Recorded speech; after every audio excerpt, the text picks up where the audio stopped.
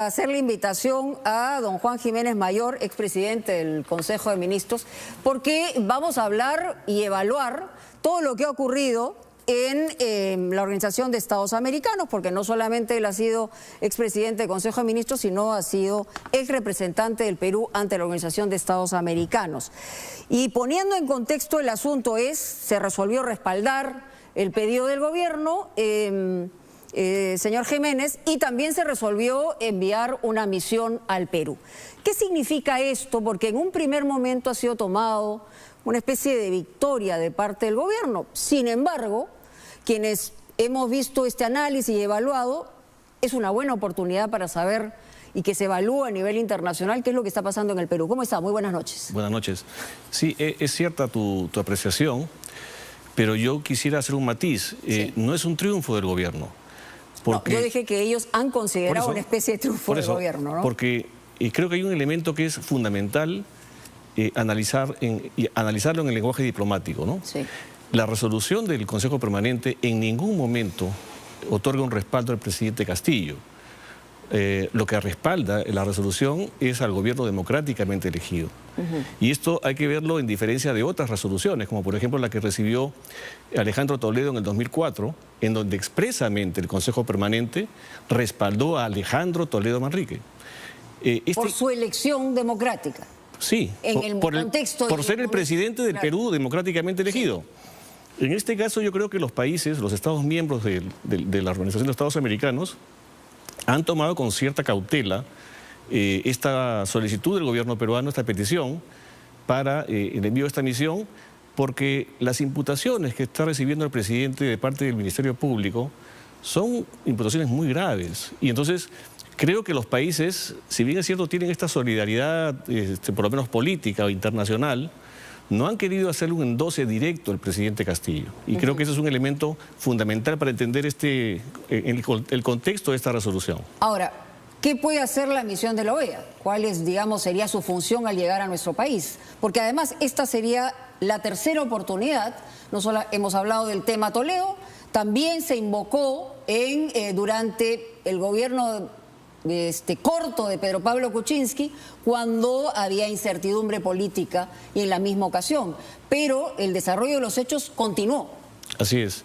Esta es la tercera vez que se invoca la carta en el caso peruano. Creo que son demasiadas veces, no deberíamos estar en esta situación. Pero la misión básicamente tiene un objetivo que es el de recoger información. De todas las partes. De todas las partes. Y es importante, yo creo que más allá de lo que haya querido el gobierno, en este momento la OEA solamente está recibiendo información del gobierno. La OEA finalmente es un organismo de gobiernos, no de parlamentos, no de oposiciones. Entonces ahora la OEA va a tener la oportunidad de conocer el otro lado de la historia. Porque esta nota diplomática que firmó el presidente, con el cual se ha solicitado esta intervención, cuenta una parte de la historia, ¿no? Cuenta esa victimización que el presidente hace ahora a nivel internacional, pero no cuenta, digamos, todo lo que está haciendo el gobierno, no cuenta específicamente los problemas de corrupción que tenemos en este momento en el alto gobierno del Perú, y por supuesto ni el acoso político a la fiscal de la Nación, ni el acoso político a la oposición, ni a los medios de comunicación. Ahora, él, claro, ha sostenido, digamos, su argumento señalando que los grandes culpables de la incertidumbre que vive el país tienen que ver con la denuncia constitucional presentada ante el Congreso por la Fiscalía, por el Congreso de la República y finalmente por la prensa independiente. Ellos señalan, ¿no?, digamos, que somos los responsables del clima político de crisis permanente que se vive, ¿no? Entonces, el tema de corrupción, y usted también, digamos, tiene en ese aspecto una evaluación que puede hacer en retrospectiva y en perspectiva con lo que viene. Por ejemplo, lo que acabamos de revelar. ¿Cuál es la sensación que le queda después de ver un reportaje donde un ministro actúa de esta manera? Y esta es un poco la cereza de la torta, pero tiene que ver con un trabajo de investigación. ¿Cuál es su sensación? No, es tremendo. Lo que está pasando en el Perú es realmente... digamos, estamos en una situación muy crítica en general, ¿no?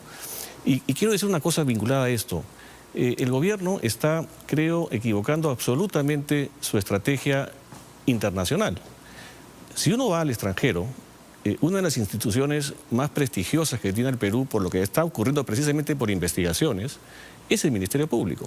Cuando uno viaja, uno dice, oye, lo que pasa en Perú es tremendo, lo que están haciendo. Pero entonces, ¿cómo se explica que el canciller de la República, que tiene una reputación, ha estado en el Tribunal Constitucional, cómo se explica que embajadores de talla importante, como podría ser el señor Harold Forsyth, digamos, se embarquen en una argumentación de esta naturaleza? Por eso digo que en realidad los negociadores de esta resolución han fracasado, porque no han logrado endosar un respaldo al presidente Castillo. Si yo hubiera sido embajador de este gobierno, bueno, salvando estas distancias, por supuesto, seguramente tendría las instrucciones de recibir este respaldo. Y eso no se ha logrado, porque yo creo que los Estados miembros de la OEA están guardando distancia, porque las imputaciones y los hechos de corrupción que estamos viendo, no solamente están informados en prensa, también se informan en cables en cada país. Acá hay un representante de la OEA también en Lima. Entonces, que debe estar muy bien informado. Que debe estar muy bien informado y debe estar informando a su vez a la OEA lo que está ocurriendo. De tal manera que acá hay un asunto de cuidado que todavía seguramente los países están identificando, ¿no? La línea de afirmación es que aquí lo que se está formando es una especie de, o una nueva modalidad de golpe de Estado. La invocación que se ha hecho son estos artículos que tienen una misión preventiva respecto a la decisión que pueda tomar. La pregunta es, viene la misión, hace una evaluación, termina un informe, lo que señale, ¿qué es lo que puede pasar? ¿Es vinculante, no es vinculante? ¿Cómo alteraría las circunstancias que estamos viviendo los peruanos? No, la misión va a recoger información, ojalá que sea una misión muy bien ponderada, con personajes de alto perfil, y lo que va a hacer es redactar un informe donde va a recoger a todas las partes interesadas en el caso peruano y presentar este informe al Consejo Permanente. Y el Consejo Permanente recibirá este informe y podrá hacer alguna recomendación al Estado peruano. No tiene ningún efecto vinculante, no tiene ningún efecto mandatorio sobre paralización de procedimientos o procesos judiciales o investigaciones, ni siquiera el Congreso de la República. Entonces, esto forma parte de un juego político. Y mira, hay dos antecedentes que son interesantes considerar acá. El año 2012, el presidente Fernando Lugo de Paraguay fue destituido por el Congreso. En ese entonces fue destituido por el Congreso en el marco de las normas constitucionales de ese país. Se invocó la Carta Democrática, una misión de la OEA fue al país, levantaron información y redactaron un informe donde no encontraron problemas porque se utilizaron los cauces constitucionales para una solución política. Y esto podría pasar aquí, encontrar problemas de otra naturaleza que podrían generar una especie de boomerang contra el propio gobierno, la invocación hecha por él, ¿no? Correcto, y esto forma parte de nuestro marco constitucional. Si nuestra Constitución permite una sucesión constitucional, pues eso es... Y lo otro que pasó sucedió en Brasil. En Brasil, en el 2016, el Congreso brasileño destituyó a la presidenta Dilma Rousseff. En ese entonces la carta no se invocó, pero Almagro fue a Brasil tratando de ver si podía reponer o no a la expresidenta, y vio el escenario político que encontró y eso no se pudo hacer. Entonces hay que darle la bienvenida a la misión para que se entere. Sí, yo creo que es una gran oportunidad para explicar lo que está pasando en el Perú. Muy bien. Juan Jiménez Mayor, muchas gracias por estar con nosotros esta noche en Punto Final. Ya regresamos. Tenemos un destape también con lo que ha logrado nuestro compañero José Miguel Hidalgo. Ha estado en el corazón de la minería informal. Pero esto está vinculado también a una investigación y está vinculado a una familia que a su vez está vinculada a un futbolista muy conocido. Regresamos con eso.